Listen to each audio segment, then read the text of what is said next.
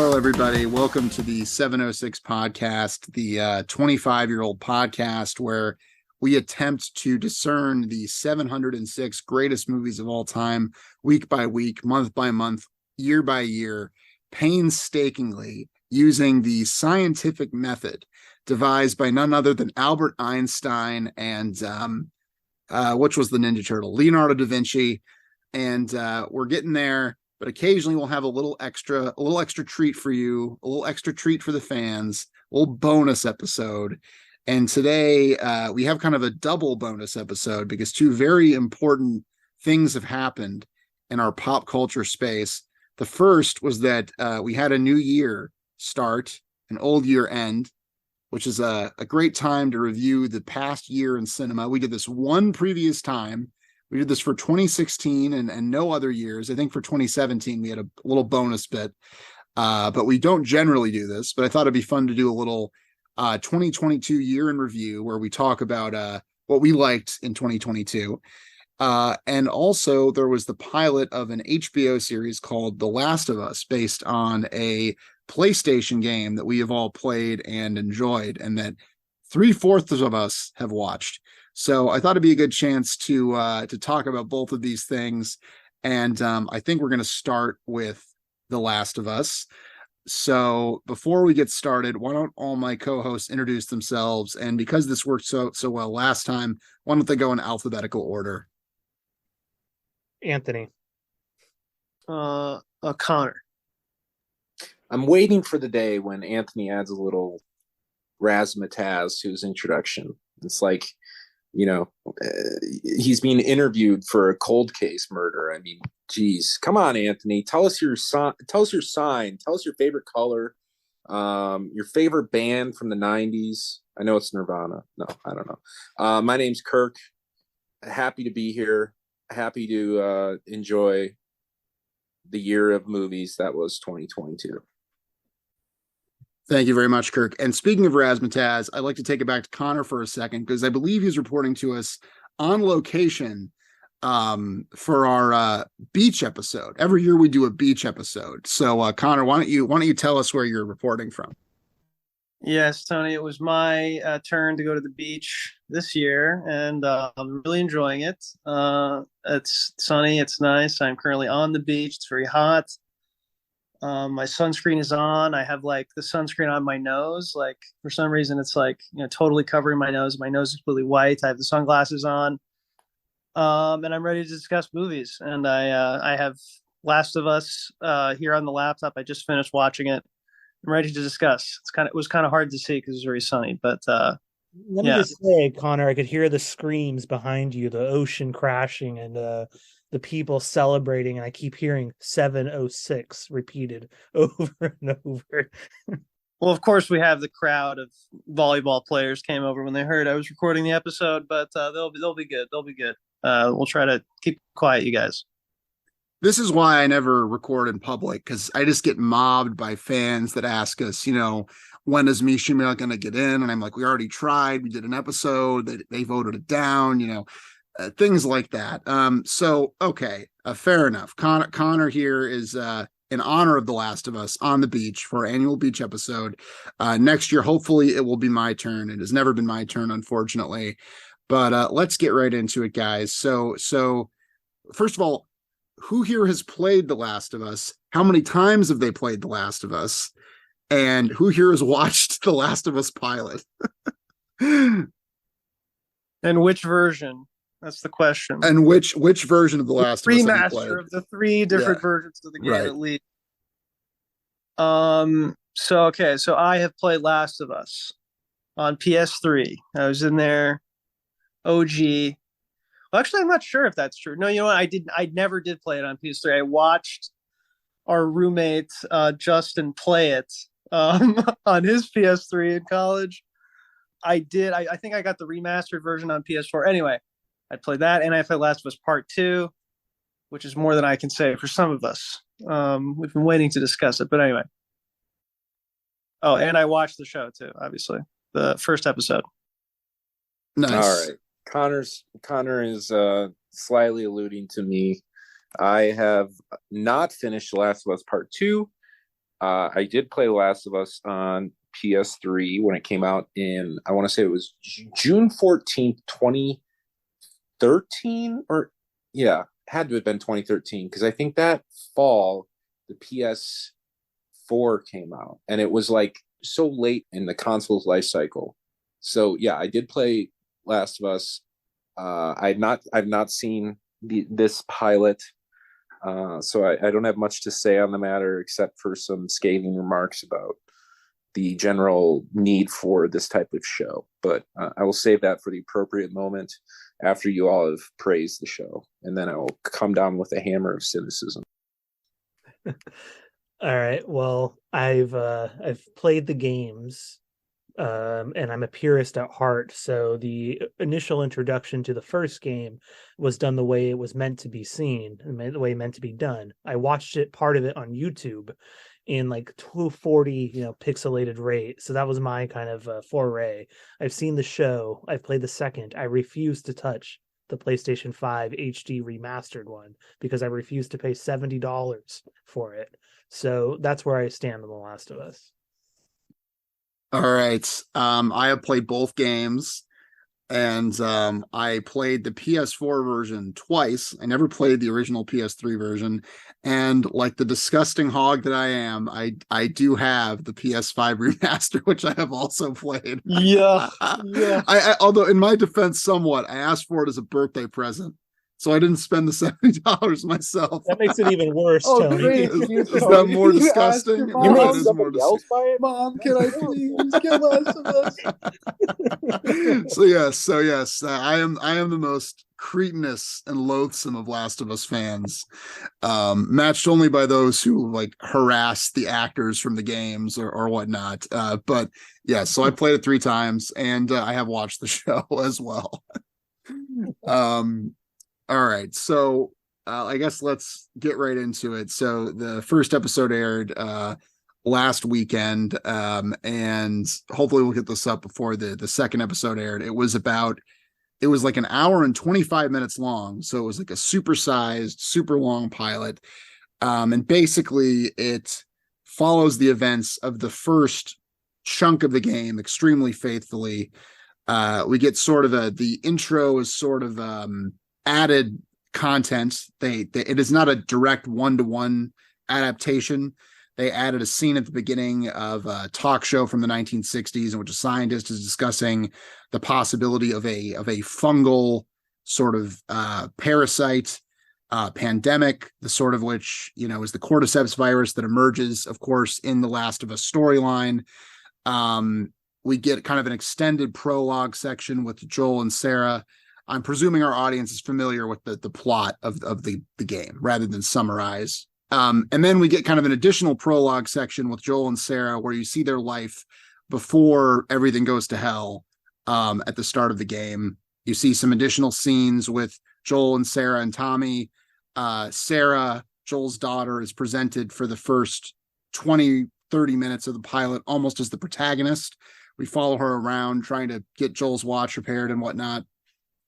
And then basically from that point on, we follow the events of the game from the start, basically exactly at times, shot for shot even.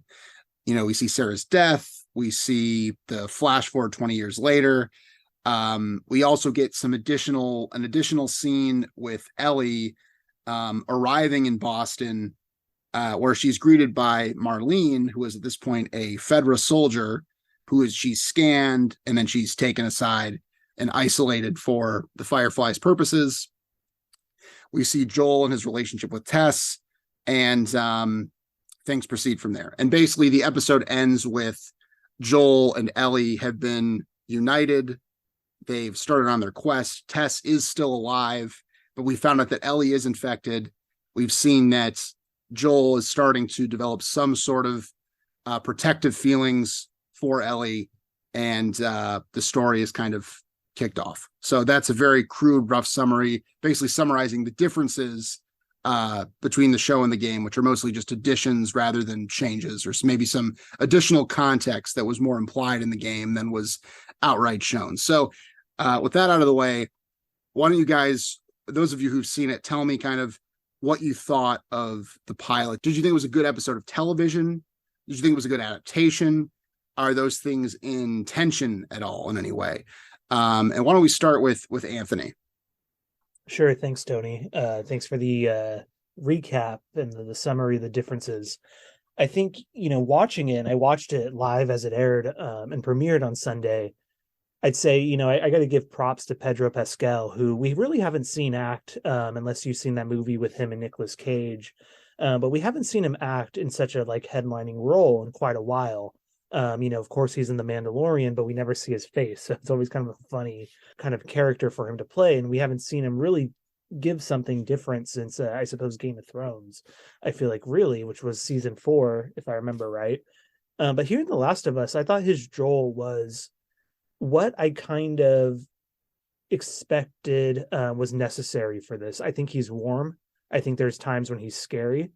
And there's times when I could imagine moving forward that he could be much scarier, more terrifying, and more brutal. And I think he conveyed that very well. And, I did have one question, which was the series starts in 2003, and then we pick up to 20 years later. And Pedro Pascal hardly ages a day. And it does kind of make me laugh to think that this is supposed to be someone now in his 50s. And I'm curious how much that's going to play into it, because obviously there's a huge difference between the game Joel, where he could be constantly crouching around and on his knees and bending low and kind of hiding, what kind of physicality they're going to have to adapt moving forward. And I bring this all up to say is because so far, I think the show has had a kind of easy task. It's had an easy task in that the initial setup is very cinematic and very easy to be televised. And so far, it's done its job. I'm not going to say anything about Ellie yet, because I think we need to see more of her character before I decide if Belle Ramsey, if that's their name, does a solid job yet. But I bought the introduction. I bought the two of them together so far. And here's the biggest thing is the best case scenario moving forward is I think the show has to figure out what it is that's different from the game. The worst case scenario is this ends up just being another Walking Dead, a kind of zombie survivalist show with a HBO budget. But what's it going to do that's different? And what's it going to do that makes the case that it's a necessary adaptation of not just a game that people love, but a game that people really consider kind of a pinnacle of the medium in its best, kind of reviews. So all that's kind of on my mind. But what I could say is I liked the pilot. I bought the world. I loved Joel in it. I thought the brother played a very solid part as well. The opening, 20 minutes and that scene, which I remember so well from the first game of him trying to get away with Sarah, was, I thought, really tense and really well done. I could feel my heart beating throughout it.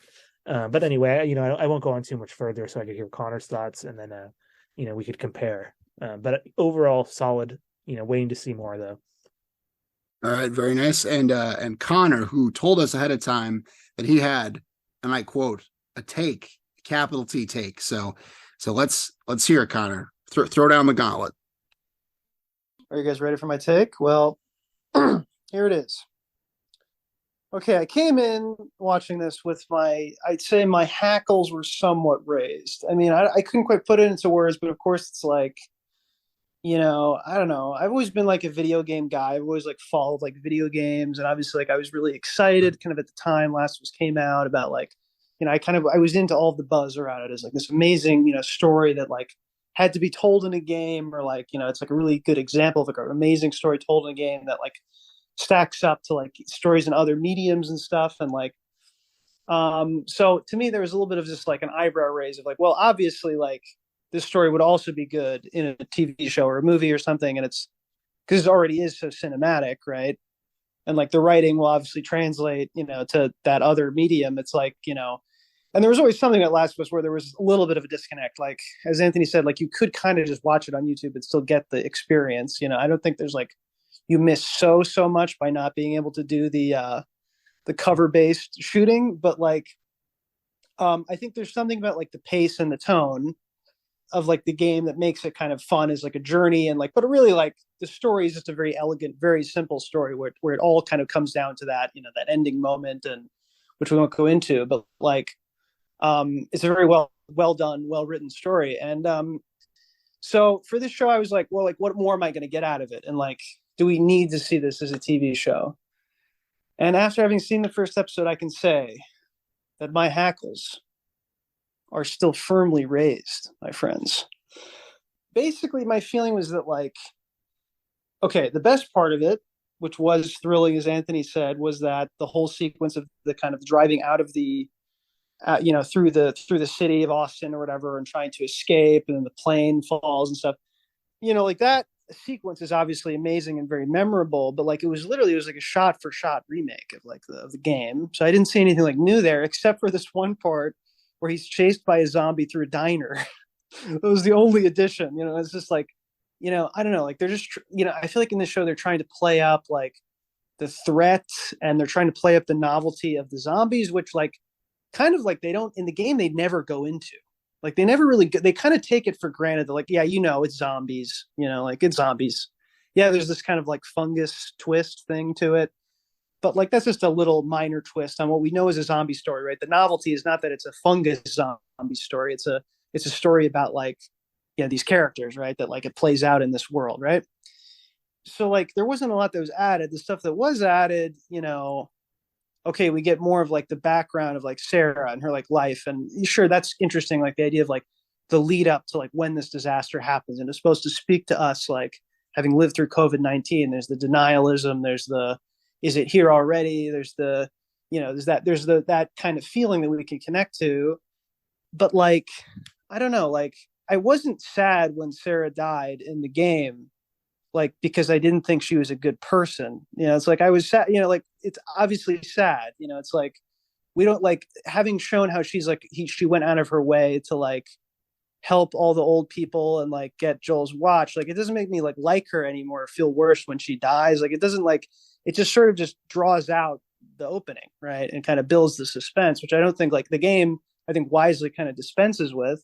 Probably because you couldn't really do that in a game because you couldn't have gameplay of like helping the old people. But like, anyways, I don't think like it really added much. And the only thing I would have wanted them to add, which they kind of didn't really add, is like Joel's life as like a smuggler. Like that always is something that felt kind of like moot and kind of like very vague. Like I'm a smuggler, like I smuggle things, like what does he smuggle exactly? And they kind of go into that. They sell drugs and stuff, but like I didn't like get the answers that I was kind of looking for, like the background of that character, like what was his intervening life like, maybe we don't need it. I don't know. But like overall, like it didn't like, I didn't get what the additions were supposed to do. It was well done. Don't get me wrong. Like I have no qualms with any of the acting and stuff, but like, honestly, like I thought even still, like it wasn't necessarily better than the performances of those voice actors, right, in that original game. I know it's like strange to say. I mean, it's a very different kind of acting and like, but like, I don't know, like, I just don't think it succeeded in like going above and beyond in any way. But I still like, I'll wait to see like, what happens in future episodes, like, how they may change it, what they might expand upon. But I'm not like super dying to like watch the rest of this season, Anyway, that's my hot take. Are you scorched? I hope so. See, I thought the hotter take, the take I was hoping for, is you would say that this actually is better than the game or something like that. That would have truly been a hot take. But honestly, in substance, I agree with a lot of the criticisms, because I think the whole thing is like when they announced that they were making this, honestly, like I did get excited. I did get excited at the idea of like an HBO, like a serious big budget adaptation of the game, like not a Hollywood movie, like a really serious treatment of the game, if only for the fact that people who don't play video games would get to experience this story, this story that really touched me when I first played it. But I feel like it's a story that translates well to the film medium because it's already so cinematic. It's like a playable movie is like a common criticism of the game, right? So I think if there was a game that you could adapt in this way, it's this one. But as I was watching it, I had a lot of those same feelings where I was like, like what is the purpose of this? Because it's trying to do two things at once. It's trying to justify itself through these additional scenes while not straying so far that it's going to alienate the fans. Like this is a show very much made, you can tell they're slavishly devoted to the game to the extent that they do not want to piss off the fans. They made it very clear, like, fans, we are not going to piss you off. We're not going to do anything that's going to upset or alienate you at all, which I get. And I'm not saying like as a fan, like, I don't want to be pissed off or alienated. Sure. But at the same time, it kind of raises the question of like, well, then what is the purpose? Because yeah, like as we've all kind of said, that best sequence is the sequence of like the opening of the game, essentially, which happens in the pilot about 25-ish minutes in, where they're escaping the city, they're in the car, there's that tension, they pass the people, and Joel says, we can't help them. And Sarah's like, we need to help them. It's a great little moment, and it plays out very effectively on screen. I think all the actors are great. The production value, the direction is all very good. It's well filmed. But again, those sequences that are so effective in the pilot are just lifted straight out of the game. And I don't know that anything was really added by seeing them in live action, right? But yeah, and these additional scenes, like that additional material at the start of the episode, like, I suppose it was nice to see something that surprised me, but from a narrative standpoint and a pacing standpoint, I don't think it really adds anything. Like, I think that the opening of The Last of Us, the game, I think is just perfect. I think the way it brings you into it, it doesn't waste any time. It gets you right into the conflict. It gets you right into Joel's character. It sets up everything perfectly. It sets up the themes. It sets up the stakes. Everything is just laid out right on the table. It's incredibly efficient storytelling. So it seems like, to me, misguided, if you are going to do an adaptation, to mess with that at all, even if you felt the need to add to it in some way. It feels almost like deleted scenes, or like things that were left on the cutting room floor for good reason. You know, do we need to see Sarah taking Joel's watch to be fixed? No. I mean, Sarah's death is impactful. All the context we need to make her death hurt are that her little interactions with Joel on the couch, where they're just joking around with one another. That's all we need, that father-daughter relationship. The little context clues, the fact that there's no mom, and we don't find out what happened to her. We know he's a single dad. We know he has a brother. You know, we get these little bits of context that give us just enough emotional investment for that to hit really, really hard. And it hits really, really hard in large part because of the performance. And Pedro Pascal does a great job. At times, it almost feels like he's doing a Troy Baker impression, which is a little bit curious. I mean, I think Pedro Pascal, again, he does a great job. It's just funny how similar his delivery of certain lines is to the delivery in the games, how much of a one-to-one adaptation it is. And I think too, the length of the pilot and where the pilot leaves us, just the amount of story the pilot covers feels a little odd. It feels a little bit arbitrary. I almost feel like the pilot should have been half an hour and ended with Sarah's death, or been 2 hours and ended with, like, the place it leaves us feels incredibly arbitrary and incredibly like, okay, what is going on here? Other things that translated weirdly are, you know, the scenes with Joel and Tess kind of like going through the sewers, climbing up ladders and stuff, which in the game is just gameplay. Just feels kind of odd to see on screen. Even their little banter, which feels very natural when you're playing, you know, a video game, it feels very naturalistic. On screen, I don't know, it just feels slightly off. And I found myself watching it getting kind of anxious, but not in a good way. I was anxious in that I was like waiting for the next thing to happen. I'm like, okay, let's get to, when are they going to get to the Capitol building? Okay, when is it? Like, I was kind of anxious for the story to progress. In part just because I played the game 3 times, but also because I felt like the added material didn't supplement the story being told necessarily. That being said, I mean, I'm going to watch every episode. I'm going to see where it goes. I'm excited to see where the show's going. I do appreciate that this is clearly being made with love and care. They clearly took it very seriously and are trying to do the game justice. Even if I think it is flawed on a kind of a conceptual level, I'm eager to see where it goes. And yeah, so I enjoy, as negative as I may have sounded, I thoroughly enjoyed the pilot. I thought it was solid. I thought it did what it needed to do. I just have some kind of reservations and qualms about it. And Kirk, I believe, before we started recording, said that this was his favorite pilot of all time. So I want him to chime in and explain, kind of elaborate on that. So Kirk, what are your thoughts? Oh boy. You know, Tony, I feel a little nauseous. I need some Dramamine after listening to you lather up this production. I need to take you down a few notches, maybe bring out a fire hose, spray you down, check you for fluids. But I don't know. I'm speaking from a place of relative ignorance, of course, because I did not watch the pilot. But speaking as a man of principle, I think this show did not need to be made. Tony, you say I'm so glad that others could experience this story. Was The Last of Us like, is Neil Druckmann Fellini? Like, what are we talking about? The Last of Us is like a pretty average story. Like, it's not. The Last of Us 2, I think, has a much better story, but the first one is like, you understand what's going to happen throughout the whole game. There's like an interesting, nuanced ending. I think the reason The Last of Us succeeded and garnered such a fan base is because it was made by Naughty Dog, and because everybody loved Uncharted, everybody loved Crash Bandicoot, everybody loves Naughty Dog games because of the level of polish they bring to the game, and they make games feel like movies. And they do it in a way that's not as pretentious as, who's the guy who made Heavy Rain? I forget, Neil Page or It's David Cage. David Cage. All right, there you go, David Cage. You know, so people like Naughty Dog for like that fluidity, right? It's almost like listening to Enya.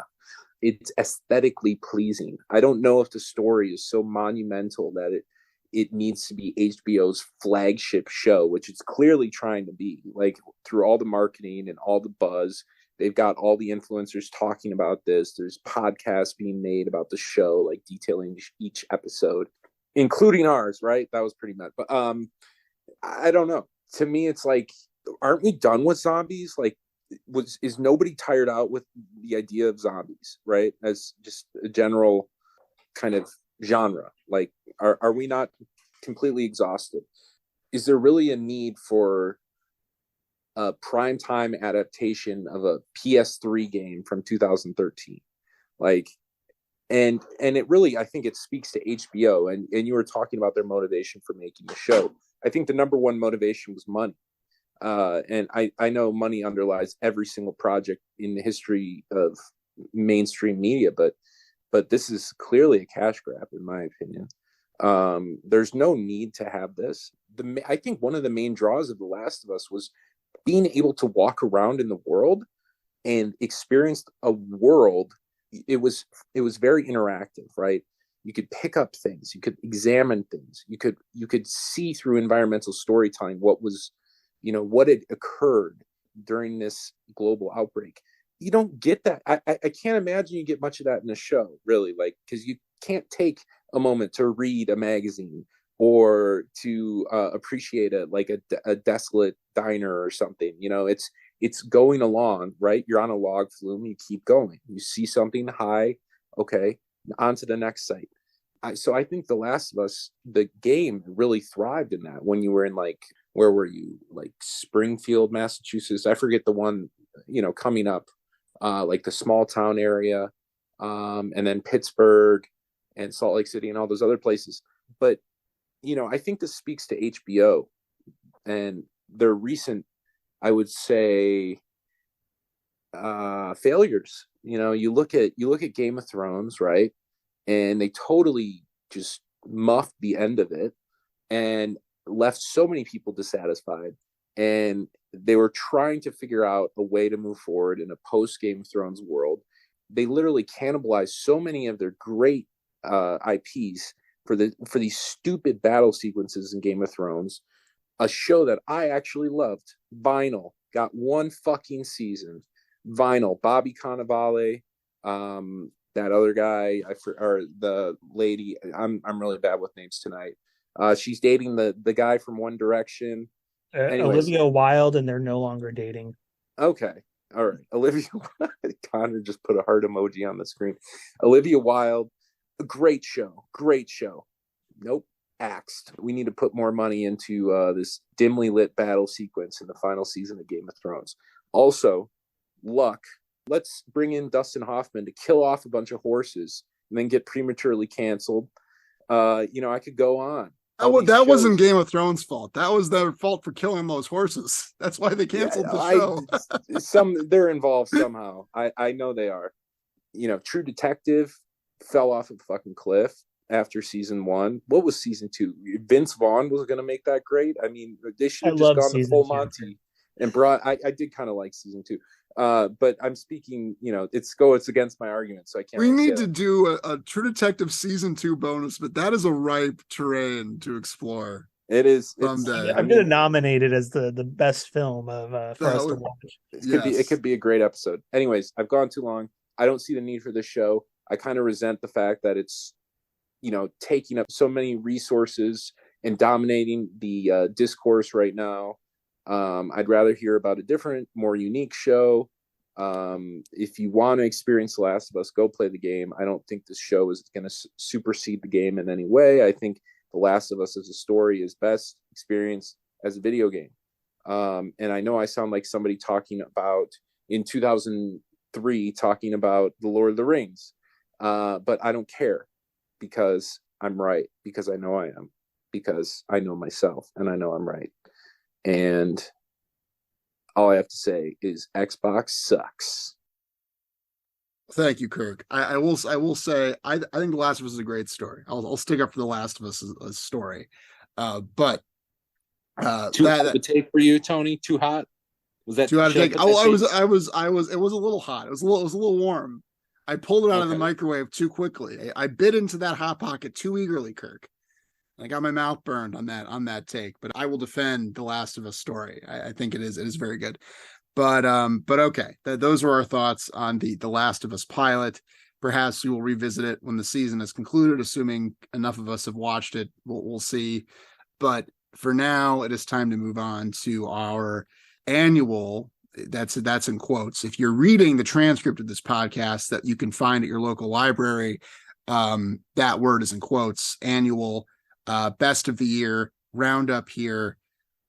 So we are each going to say our favorite film of 2022 and perhaps a runner-up or two if we feel like it.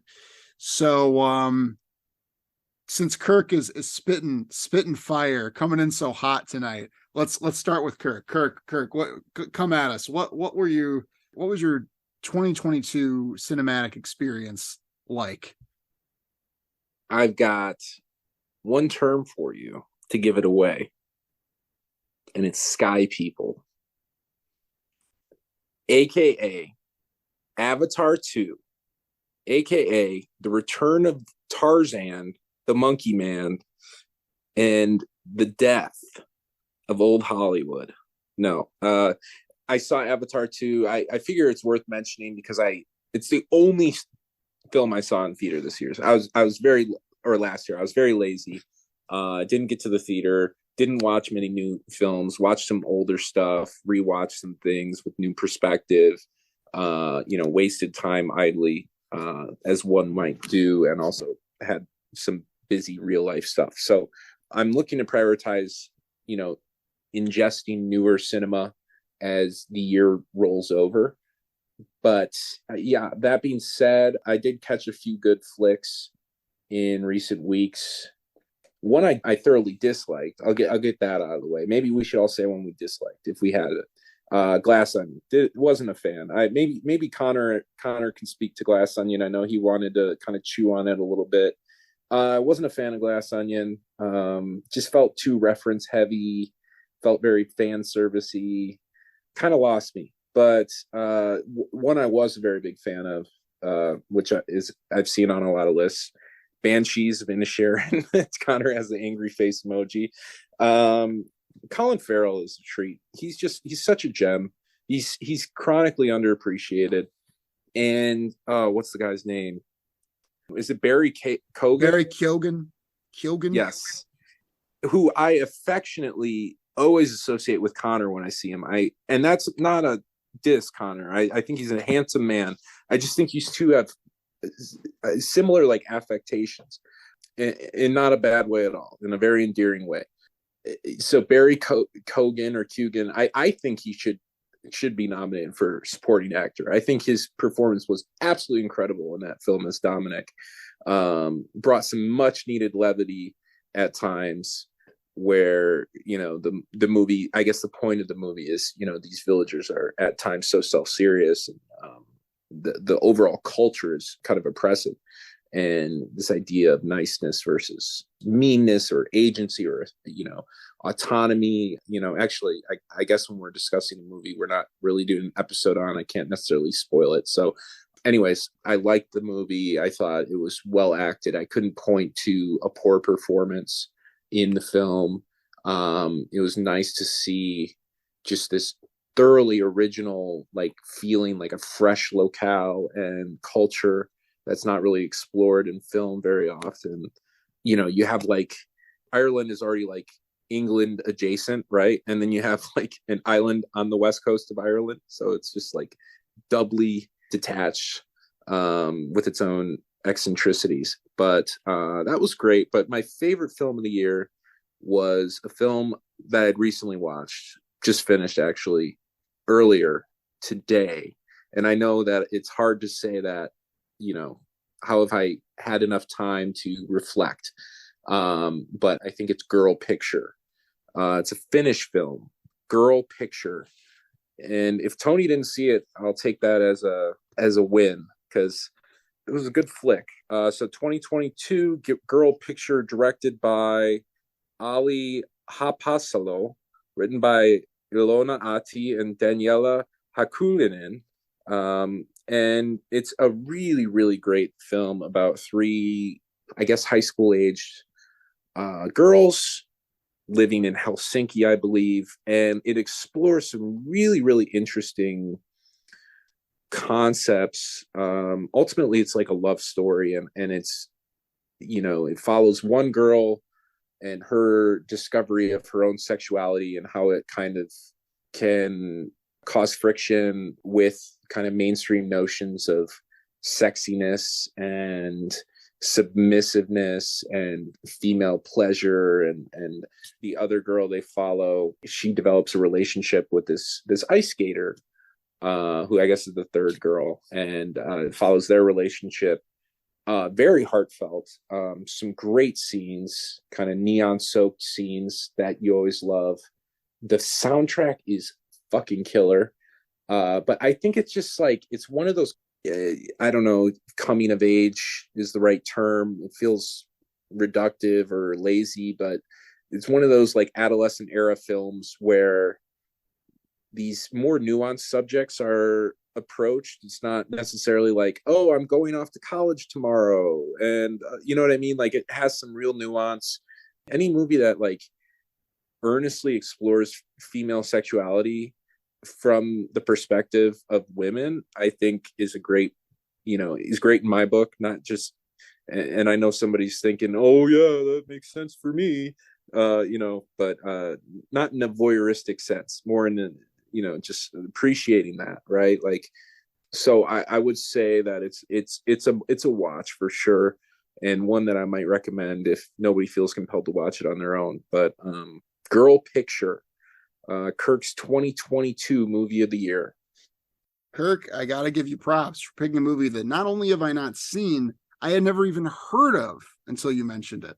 So very impressive. I make a list every year. I like comb through the critic lists and make a list of movies to catch up on. It was nowhere on my list. So good job. You found it. You found a gem. I hope. We'll see. I have to decide for myself what kind of truffle it is. But very good. So all right. Let's go with Connor. Connor, what did you dig up this year? What truffles did you sniff up?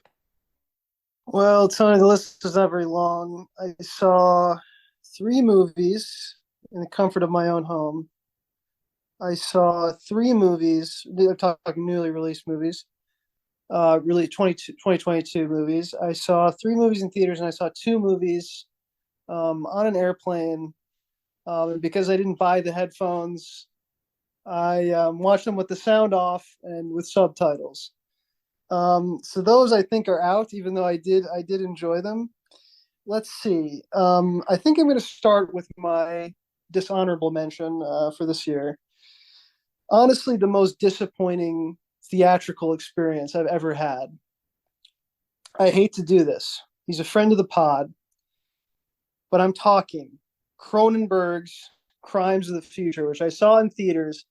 I recommended it to my friends. We're like, "Hey guys, let's watch a movie." We're just like sitting around, nothing to do during the summer. We're like, let's go like see a movie, And so we went. I'm like, "Oh, there's like nothing out." So I was like, "Okay, let's go see it's a Cronenberg movie. Like, it should be good."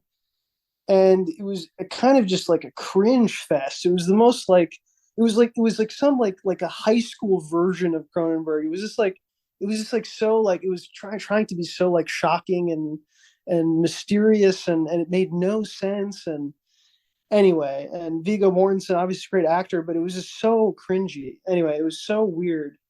I can't even go into it because it'll take too long to get into exactly why it's weird, and what I found distasteful about it. But it was just kind of like just so disappointing, so kind of bewildering, and I was very embarrassed that I recommended the movie. That's my dishonorable mention. My honorable mention. Okay, and I'm hesitating here, but okay, I'm just gonna say it. It was Glass Onion, and I know. Okay, I get the thing people are saying that it's so kind of like pandering to the lib like sensibility, and it's kind of like every kind of Twitter topic du jour kind of combined into one. We have this Elon Musk like analog, and like okay, fine. And usually I would raise my famous hackles at this kind of thing, but like I didn't. I mean, I thought it was so well done, so well executed, so blended, so controlled. So I just thought it was just a very great experience of watching a movie. I was kind of gripped the whole time I was watching, and I could see all these details. And I know some people consider this kind of gilding the lily, but like all the details of like even the very paintings, the kinds of like the decor that appears in every scene, kind of speaks to what's happening with the characters.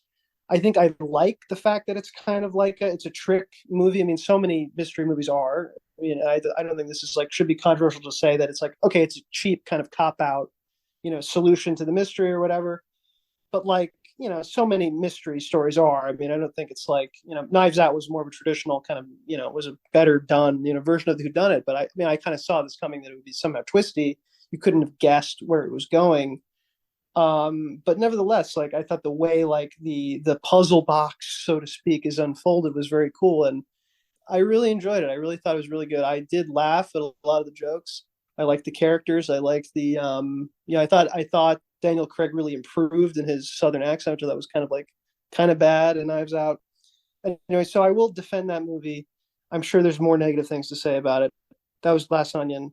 Okay, and my number one 2022 Connor movie, which I did see in theaters, is The Northman by Robert Eggers, written by Robert Eggers and Sion of Bjork song fame. And this movie, like I said, I liked The Witch. I mean, Tony turned me on to The Witch, and I was kind of lukewarm on it. And I saw The Lighthouse, and I didn't really like it.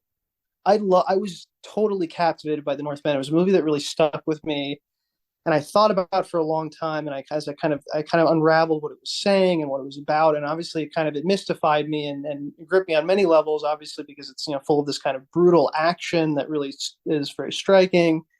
It has these dark character moments. It has this bleak kind of view of the world. But then, what I think people didn't get is that it takes a very, very strong stance, a kind of almost sentimental stance against its own characters. I think people kind of missed the fact that like we're supposed to see that Amleth is kind of like an abused, victim of like the society that he lives in.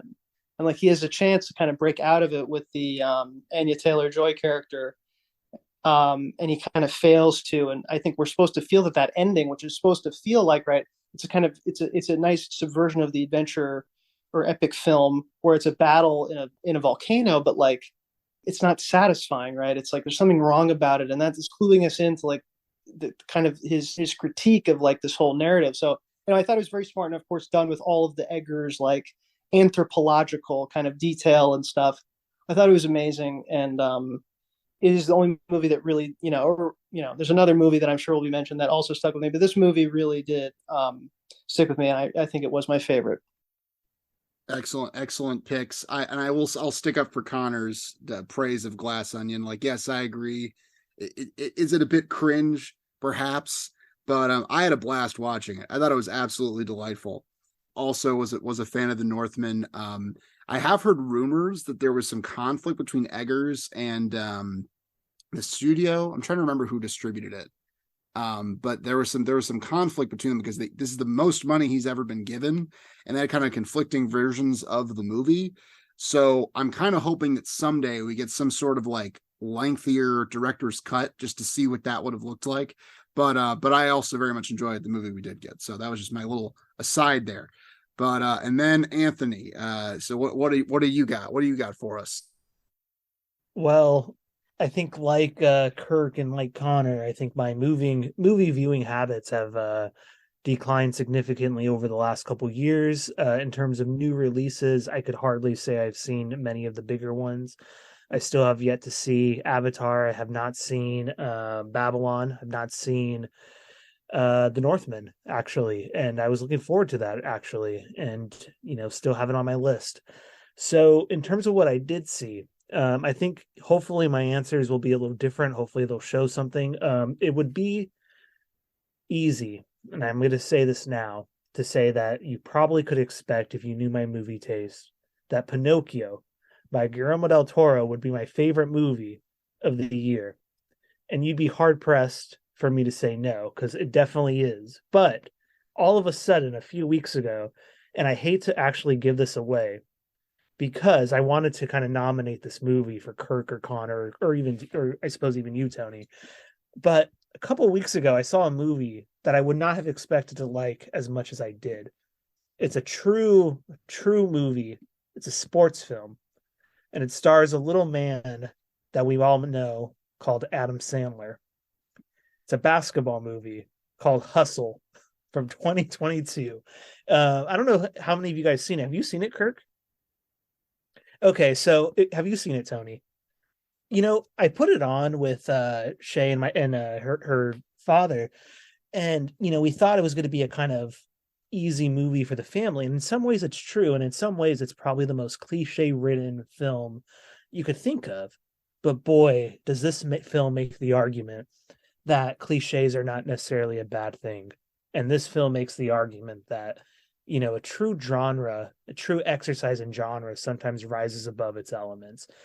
And so the film stars Adam Sandler as Stanley, a kind of basketball scout for the Philadelphia 76ers, who comes into a situation in where he finally gets to become an assistant coach, only for the owner of the team to pass away. And the team passes on to a son who's kind of maniacal, who's kind of in his own head, who doesn't like Stanley, Adam Sandler, who doesn't really know how to run a basketball team. And Stanley finds himself on the way out. And when he finds himself on the way out, he kind of is traveling around the world looking for a basketball talent. And he stumbles on the Spaniard one day playing and hustling people in a park. And this guy's played by a real NBA athlete who you would not know is not a professional actor from this movie.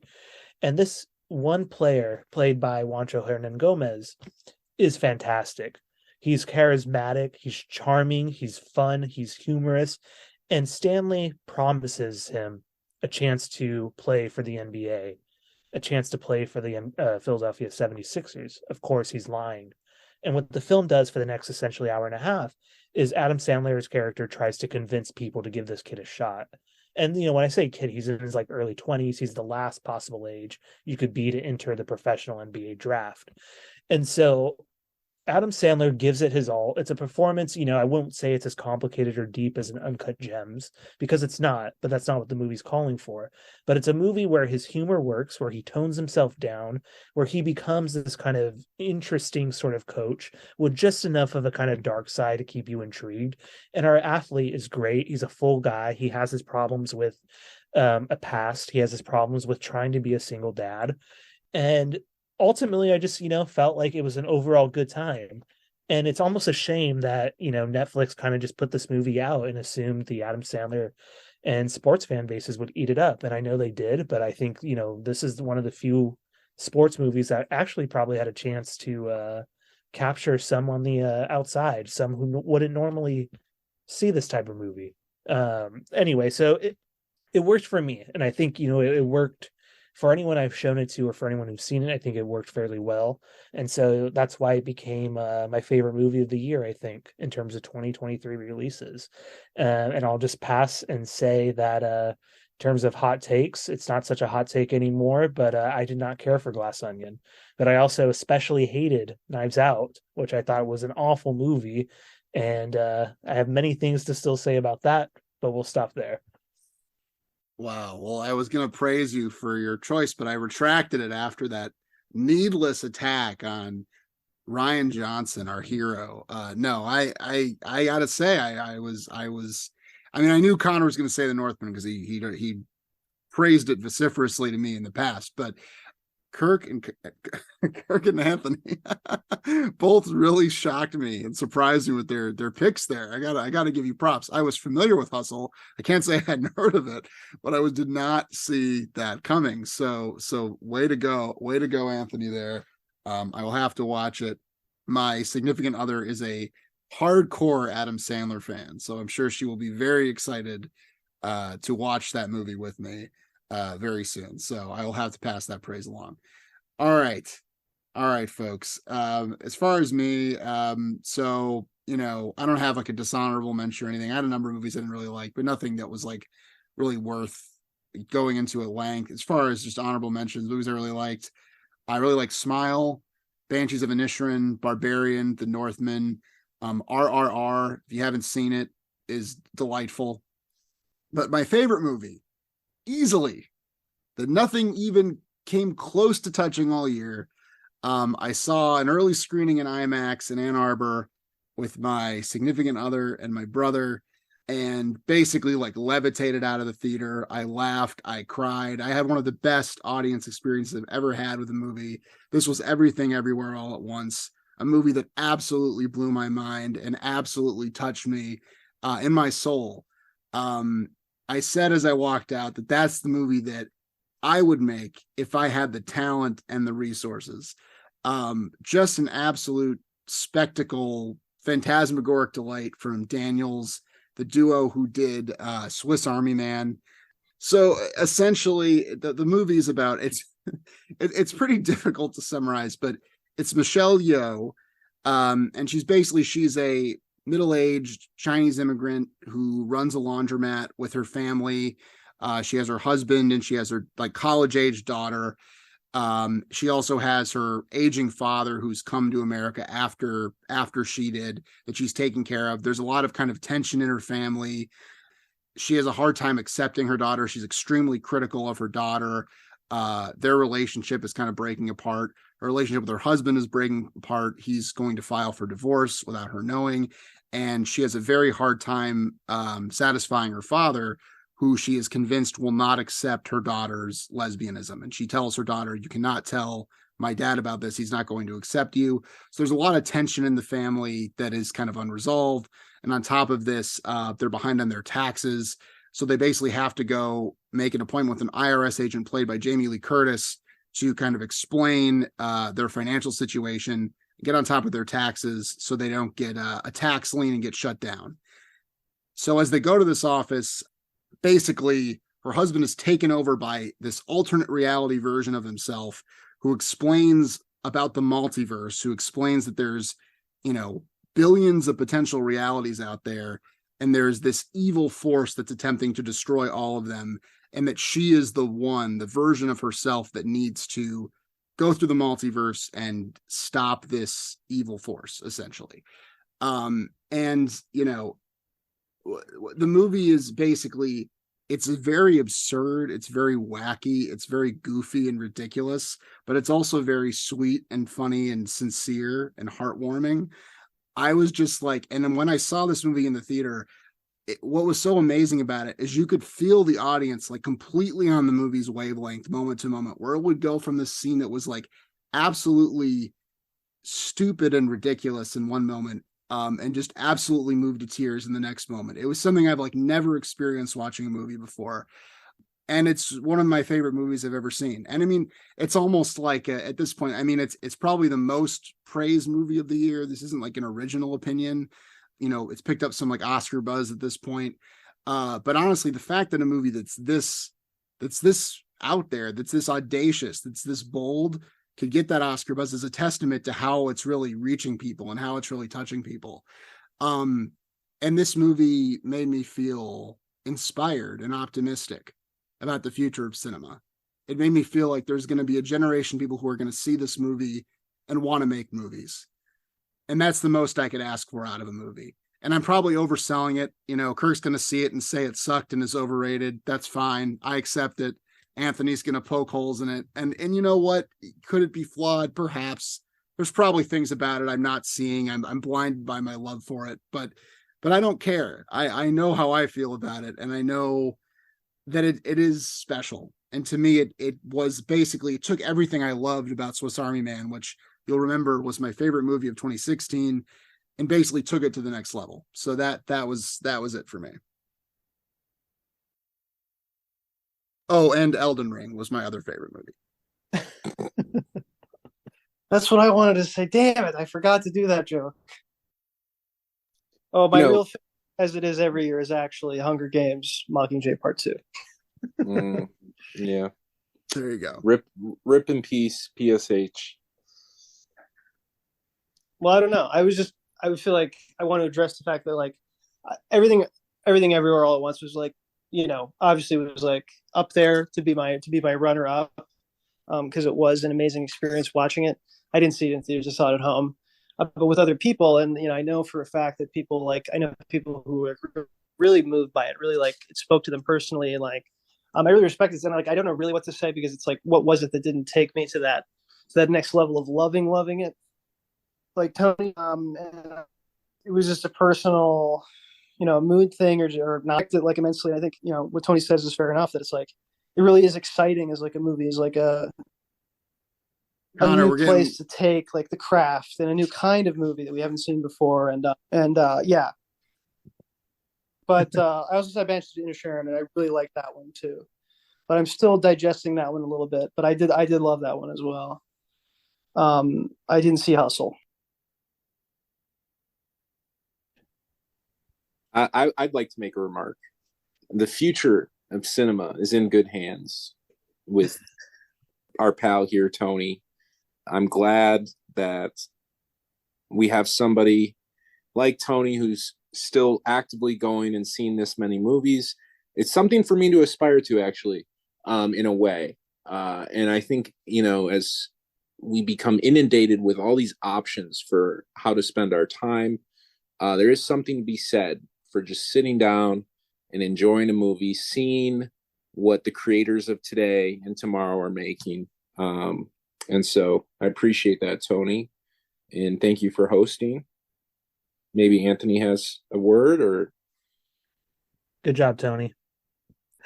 All right.